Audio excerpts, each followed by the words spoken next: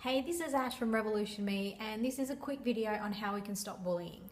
Because bullying is more prevalent now than ever before, I think. It's very different to even one generation ago. Because now with smartphones, you can be in your home, you can be in your bed and on social media, and then you get a message or a notification and it just all goes from there. And the way that we've traditionally dealt with bullying has been with a lot of focus on what constitutes bullying behaviour.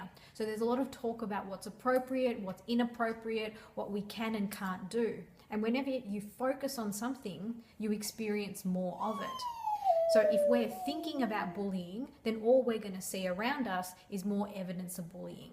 So what I'm suggesting is we need to shift our focus to empowering individuals for two reasons. One, to stop the bullying, but also to stop the victimization.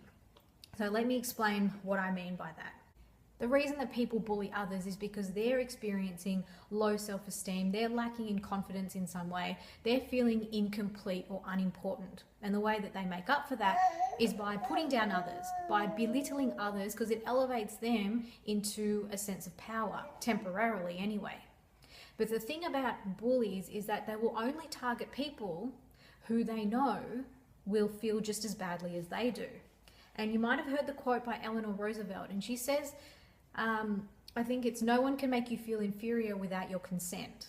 Now, I'm not suggesting that the targets of bullying are asking for it in any way. This is not about victim shaming.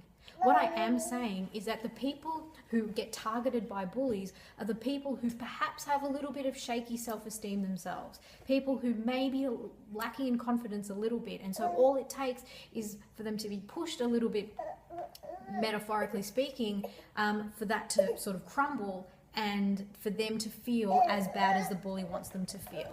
So what I'm suggesting we do is start to create resilience around people, kind of like Superman. So you know when the bullets fly at him and they just bounce straight off. So it's like building up someone's sense of confidence so much that whenever insults come at them or someone says something negative about them, it just bounces straight off them and it doesn't even affect them. Now, this actually has an additional benefit because remember, bullies are experiencing the same lack of self-esteem as the targets. So when we work to build everyone's confidence and everyone's self-esteem, it actually not only stops the victimization, it stops the bullying behavior itself.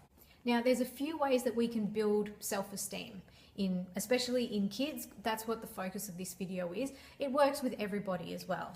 The way to do that is to help kids to feel important, to feel loved, to feel like they're special and unique and that they're of value.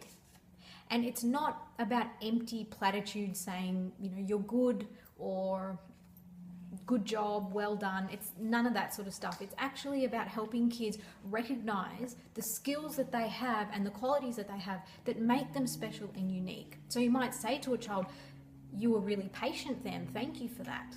Or if they've done maybe a bit of artwork, saying you really showed creativity there.